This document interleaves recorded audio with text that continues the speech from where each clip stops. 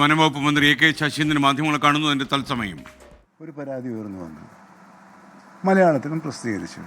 അപ്പോഴേക്കും കുറേയേറെ പരാതികൾ അത് സംബന്ധിച്ച് ലഭിക്കുകയുണ്ടായി. ആ ഘട്ടങ്ങളിലെല്ലാം ഞങ്ങൾ വ്യക്തമാക്കിയിട്ടുള്ളത്, ഇതിൽ ന്യായമായ ഏത് ഭേദഗതിക്കും ഏത് മാറ്റത്തിനും ഗവൺമെൻറ് തയ്യാറാണ്. കാരണം ഇതിൻ്റെ ഉദ്ദേശം ജനങ്ങളെ ദ്രോഹിക്കലല്ല, കർഷകരെ ദ്രോഹിക്കലല്ല.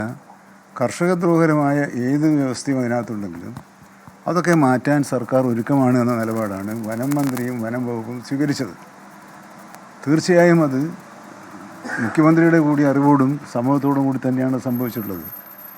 ഇവിടെ പിന്നെ എന്ത് സംഭവിച്ചു? മലയോരങ്ങളിൽ രാഷ്ട്രീയ പാർട്ടികളും രാഷ്ട്രീയ പാർട്ടികളല്ലാത്തവരും പ്രക്ഷോഭത്തിൽ വന്നു. അതിൽ പലർക്കും സതുദ്ദേശമല്ല. മലയോര മേഖലയിലെ ജനങ്ങളെ ഗവൺമെൻറ്റിനെതിരായി തിരിക്കാനുള്ള ഗൂഢാലോചന അതിനകത്ത് നടക്കുന്നതായി പിന്നീട് നമുക്ക് മനസ്സിലാക്കാൻ കഴിഞ്ഞു. അങ്ങനെയാണ് നിലമ്പൂരിലൊരു പ്രക്ഷോഭം ആരംഭിച്ചത്. പിന്നീടത് കഴിഞ്ഞ ദിവസം മുസ്ലിം ലീഗ് ഒരു സമരവുമായി മുന്നോട്ട് വന്നു. ഇപ്പോൾ UDFും സമരമായി മുന്നോട്ട് വരുന്നു. അപ്പം അങ്ങനെയുള്ളൊരു ഘട്ടത്തിൽ ജനങ്ങളോട് യുദ്ധപ്രഖ്യാപനം നടത്തി ഏതെങ്കിലും ഒരു നിയമം പാസ്സാക്കുക എന്നത് ഞങ്ങളുടെ നിലപാടല്ല, നയമല്ല. അപ്പോൾ ഇതിലെ അനിവാര്യതകൾ ഇപ്പോൾ അത് ഒരു തർക്കത്തിൽ നിൽക്കുന്ന ഒരു കാലത്ത്, പ്രത്യേകിച്ച് മലയോര ജനങ്ങളെ മനസ്സിൽ തീക്കോരിയിട്ട് അവരെ സർക്കാർ വിരുദ്ധരാക്കി മാറ്റുന്നതിനുള്ള രാഷ്ട്രീയതര സംഘടനകളുടെ ഗൂഢശ്രമത്തിന് ഒരു സാഹചര്യം ഉണ്ടാക്കുന്നത് ഉചിതമല്ല എന്നാണ് ഞങ്ങൾക്ക് കണ്ടെത്താൻ കഴിഞ്ഞത്.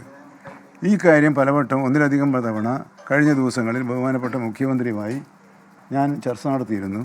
ആ ചർച്ചകളുടെ അടിസ്ഥാനത്തിലാണ് ഇപ്പോൾ അതൊരു അത്യാവശ്യമായ നിയമനിർമ്മാണമല്ല എന്ന നിഗമനത്തിൽ എത്തിച്ചേർന്നത്.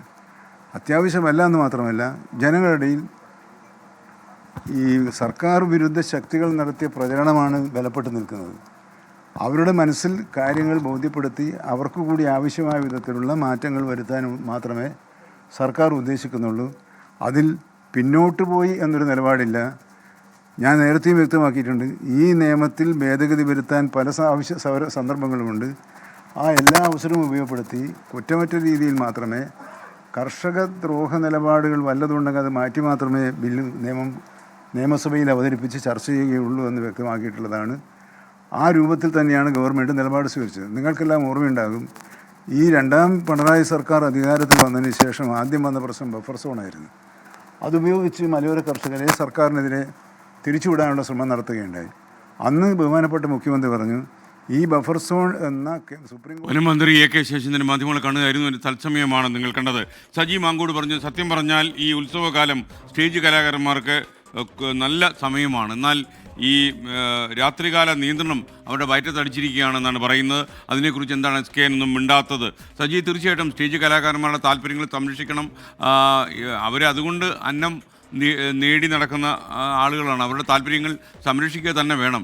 ഈ രാത്രികാല നിരോധനവും നിയന്ത്രണവും കൊണ്ട് നമ്മുടെ കലാകാരന്മാരെ വയറ്റത്തടിക്കാൻ പാടില്ല. അതിലൊക്കെ നമുക്ക് ഒരു അഭിപ്രായ വ്യത്യാസവും ഇല്ല.